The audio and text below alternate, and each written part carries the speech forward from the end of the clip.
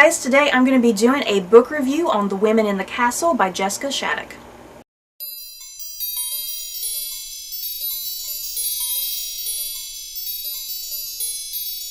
The Women in the Castle by Jessica Shattuck follows Marianne von Lingenfels at the end of World War II as she returns to her husband's ancestral castle.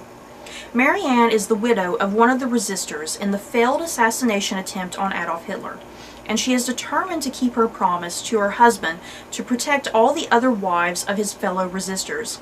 Marianne thinks that she and these women will stick together through their shared pain and circumstances, but she begins to unravel secrets and history that the women would much rather be left buried.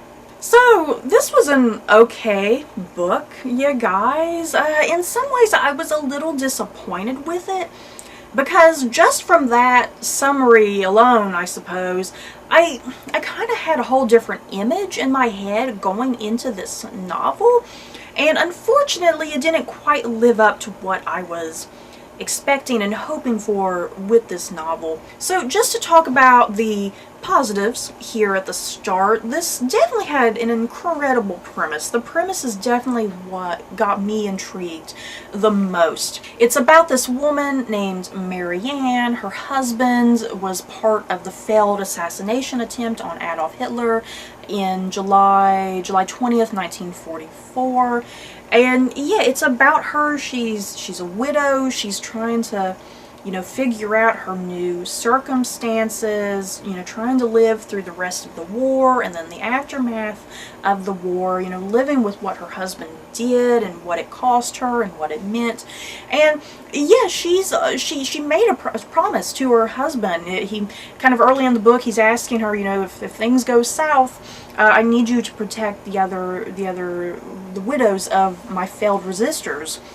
So yeah, sure enough, because of this failed assassination attempt, Marianne, she's going around, she's collecting as many of the widows as she can, and yeah, in her mind, she thinks, oh, we all have a common thread here, we all lost our husband because of this one thing, and we all have common pain, and we're sharing in a very similar circumstance here. But yeah, Marianne quickly finds out that the other widows, they kind of have their own agendas in mind as well, and yeah, they kind of treat her a little differently in some ways. They kind of behave a little rudely in some ways.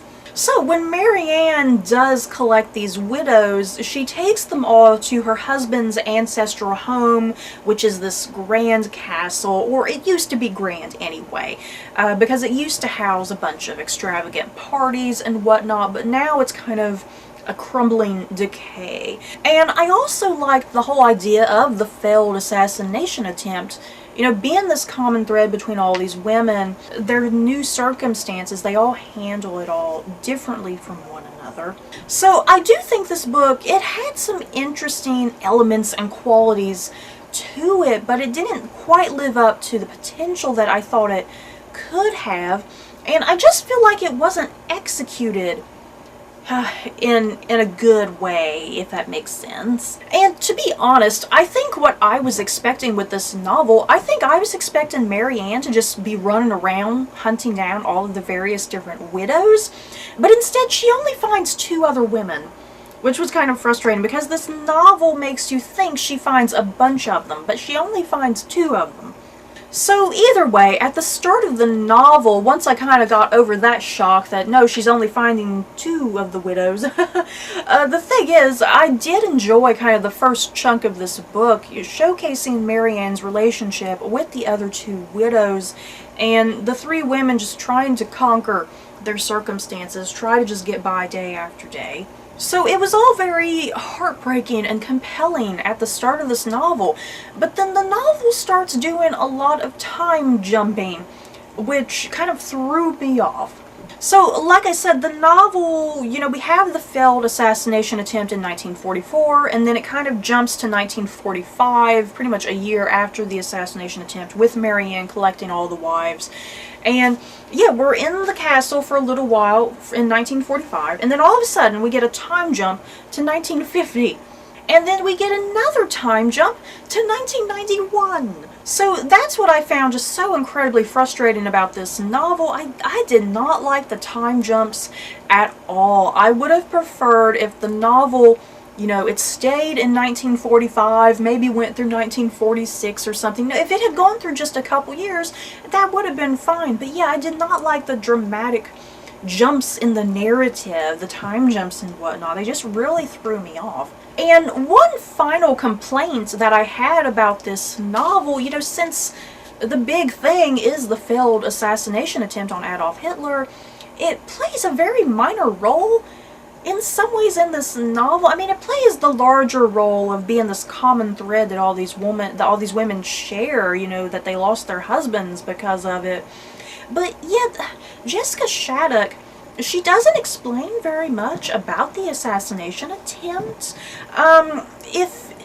If you don't know anything about the assassination attempt on Adolf Hitler, if you want to read this book, I highly suggest you either read some nonfiction novels, or you do some quick lookup on Wikipedia or something, or even watch the Tom Cruise movie Valkyrie, for crying out loud. If you just want to get through something quickly in 2 hours, you know, just to kind of get a basic idea of what this assassination attempt was about, yeah, definitely watch the Tom Cruise movie Valkyrie. Either look up some information on Wikipedia or something, because Jessica Shattuck doesn't really explain much at all.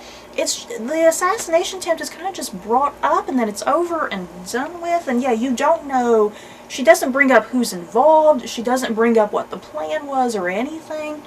So yeah, throughout the remainder of the novel, it's like the assassination attempt, it's brought up on numerous occasions, but yeah, it's all very vague and mysterious for some reason, which I didn't quite understand why. Maybe, I don't know, maybe that was the point of the novel, you know, since Mary Ann and the other widows, they weren't physically there. You know, their husbands were there, but they weren't there, so they don't really know what was going on. I don't know. So overall, I don't want this review to sound like this was a horrible book, because I don't think this was a horrible book by any means. I think there was just some frustrating elements to it, a bit of disappointment, especially with the time jumps. It just wasn't everything I was hoping and expecting it to be, but it was still a fine novel for what it was. It was still incredibly well written by Jessica Shattuck. I think I would definitely like to see what she does in the future with her writing career. I think she definitely has some potential there for some truly amazing books. But yeah, if you like World War II historical fiction, you might want to check this out. Maybe get it at a used bookstore instead of paying full price for it. That would be what I would say. And it's definitely a feminist novel, that's for sure. You know, the heavy focus is on these three women and their circumstances because of this failed assassination attempt, and their relationships with one another, because it's all quite dramatic. You know, the women, they all don't instantly just get along with each other. They do have their individual issues and demons that they got to get through before they all can become friends. So that's it for this review. In the comments below, have you guys read The Women in the Castle? What did you think of it? Or do you plan on reading it sometime in the future? Just let me know your thoughts down below. So that's it for this video. I hope you guys enjoyed. Don't forget to like, comment, and subscribe. And if you like this video, you may like these other videos. Bye guys.